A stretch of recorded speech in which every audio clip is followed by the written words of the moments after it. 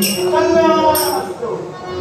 गणेशोत्सवाचा त्याग करून होय तुम्ही आमच्यापर्यंत आलात. नक्की आश्चर्य वाटलं. आश्चर्य वाटलं.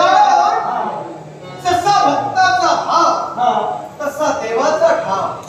कारण आपला तुमचं दर्शन आम्हाला झालं. अरे बोला आम्हाला. अरे बोलत नाही. देवाला देवाला बसायला सांगण्यापेक्षा देवाशी हितगुज केलेलं चांगलं. देवा असं द्या आपल्याला देवाला मान सन्मान दाखवून मी आसनी राजवान होतोय. मी जायचोय याला कारण आहे. कारणापासून क्रिया घडत नाही. बरोबर आहे. क्रियेपासून क्रियाचा जोडल्या जात नाही. बरोबर आहे. मी जायचोय हल्लीकडे गेला होता.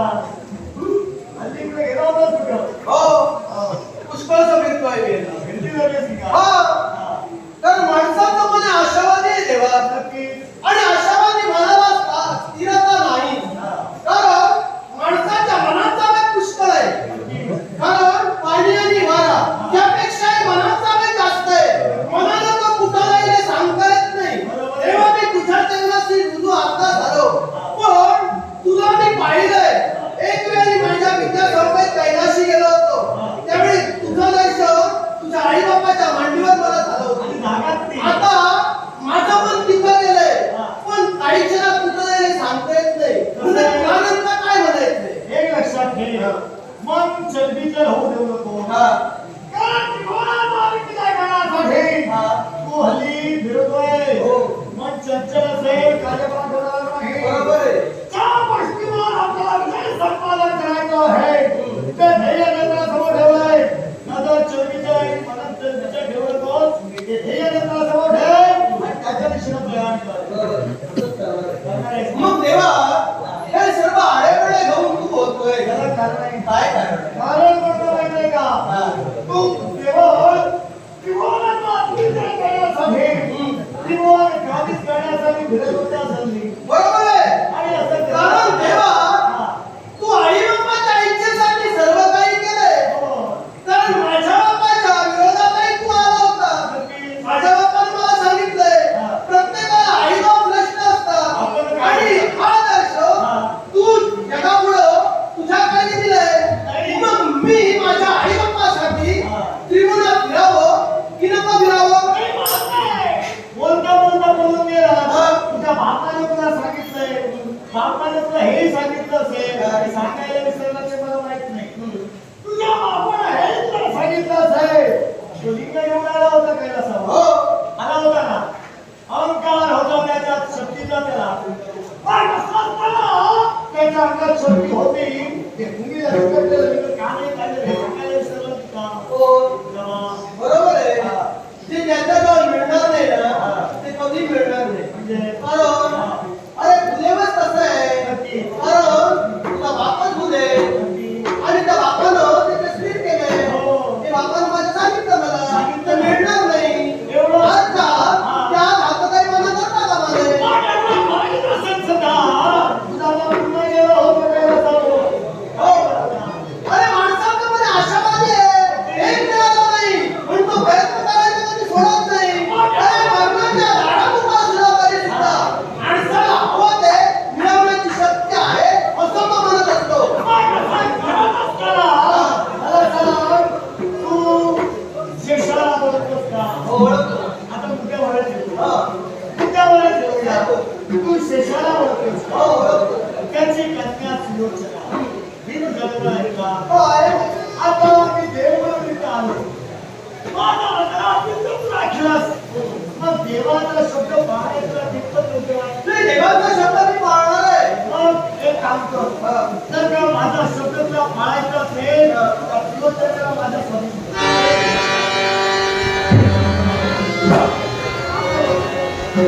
नाही का? कारण तुझ्याशी मी प्रेम केलंय. तिला आपला जीवन पुष्प माझ्या चरणाशी वाहिलंय.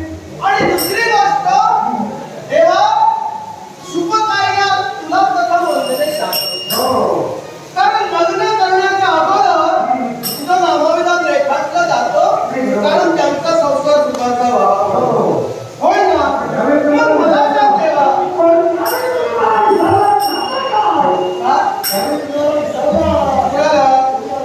अरे लग्न मुली बघणे अगोदर तुम्ही तुमचं नाव घालत नाही, दोघांची मतं जुळावी लागतात, लग्न ठरलं जातं आणि ज्यावेळी शुभ कार्य करायचं असतं तेव्हा तुझं नाव मी ते म्हणत नाही.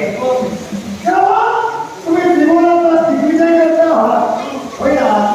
मग त्यावेळी या गणेशाच्या नावात पूजा केली होती ना? काय केलं? माझ्या नावानं शुभ कार्य करण्याला सुद्धा ती शुभ कार्य घडते आराधना करून इच्छिते. काय काम काही तुम्ही माझ्या हातात केली होती ना? अरे देवाची आठवण झाली तेव्हा असं करत असतात. तेव्हा आठवण झाली नाही तुझी आम्हाला. तेव्हा तुझी आठवण झाली नाही, आता आठवण तुझी झाली. तेव्हा बोलता का तेव्हा? कारण बुद्धीची देवता आहे, बुद्धीची तत्व आहे. दुःख माणसाच्या जीवनातील हरण करणारा आहे, सुखाची प्राप्ती करणारा आहे. तेव्हा त्या सुखाची प्राप्ती होण्यासाठी, वैवाहिक जीवनाचं सुखमय होण्यासाठी तेव्हा तुम्ही माझं करायला पाहिजे. तुमचं माणसाचं चांगलं आहे. चांगला काही चांगला आहे. विजय हा देवाचा वाक्य बोलायचं. बरोबर आहे. मला काल दिग्विजय करण्यासाठी गेलं होतं की त्या नावावर ह्याला गेला होता. कोणाला? देवाला. नाही, कारण मी आनंदावर भारतावर चालत असताना एक क्षण तिच्यावर अतिप्रसन्न निर्माण केला. त्या क्षणाला मी दुरापास्त करून ज्यावेळी तिला मार्ग दाखवण्याचं कार्य केलं त्यावेळी तुला सुंदर जीवनपुष्प आमच्या चरणाची वाहिलं. आणि ज्यावेळी तिला सुंदर पुष्प आमच्या चरणाची वाहिलं, दोन प्रेमीवर एकत्र आल्यानंतर प्रेम हे घडलं जातं. आणि ते प्रेम घडल्यामुळं आम्ही एकमेकांच्या अनावाका घेतल्या. अर्थात एकमेकांच्या ज्या अनावाका झाल्या त्याची माणूसला दुजोरा घेऊ शकत नाही. आणि तेव्हा प्रेमाची कल्पना तुला आहे. प्रेम कसं करतात ते तुलाही माहित आहे. प्रेमाची देवता तुले. तेव्हा तुलाही माहित आहे. तेव्हा असं करू नको.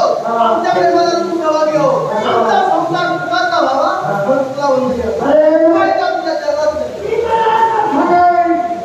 ज्या घटनेला तू परवानगी ती शेषाची कन्या, होय ना? घटनेला म्हटलं तू दोन असताना तुम्ही काय म्हणतो? कारण बापाचा जरी दुजोरा नसला तरी तिची संमती आहे. तिच्या संमतीने मी घेऊन आलोय. कारण बापाने दुजोरा दिला नाही, अतिक्रमण बापानं केलं म्हणून तिच्याशी मी पळून दिला नाही. पण मला सांग, नागांची देवता कोण? हा? नागांची देवता कोण? मला गरज नाही नागांच्या देवतेची. नागांच्या देवतेची मला गरज आहे. संबंध आहे. काय गरज आहे? संबंध आहे. काय गरज आहे तू सांग. कारण तुम्ही ब्राह्मण आहात.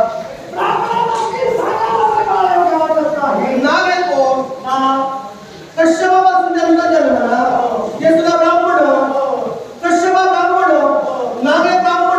ब्राह्मण आणि ब्राह्मणाशी कन्या केली तर त्यात काय वेगळं आहे? अरे तुम्हाला ऐकून तरी घे. काय ते? कदाचित आपण परवा आलो. मनसा देवी ही नागांची देवता, होय ना?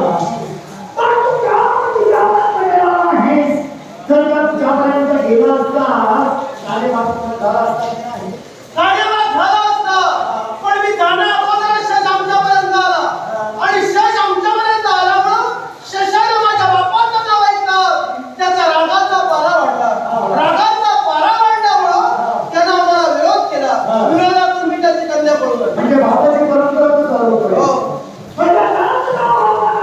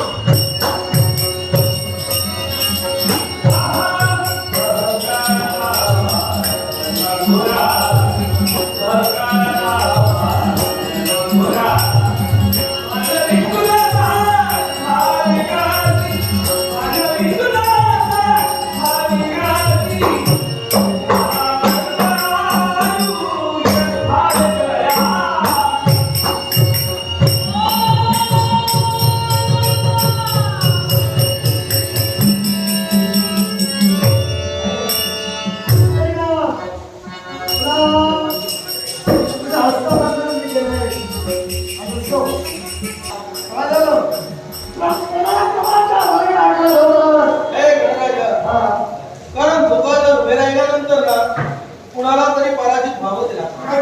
कारण दोघांना कधी विजय मिळत नाही, दोघंही कधी यशस्वी होत नाही. तेव्हा तू मला पराजित केलंय यात मी माझं खाते समजतो. आता मला महत्वाचं काम करायचंय.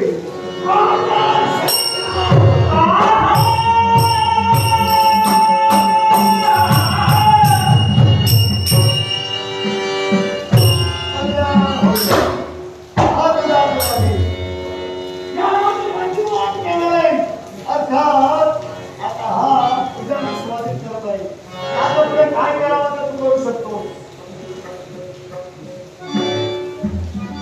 जनानं मला बंधन केलं. मी आपला बंदिवान आहे. काही करू शकतो.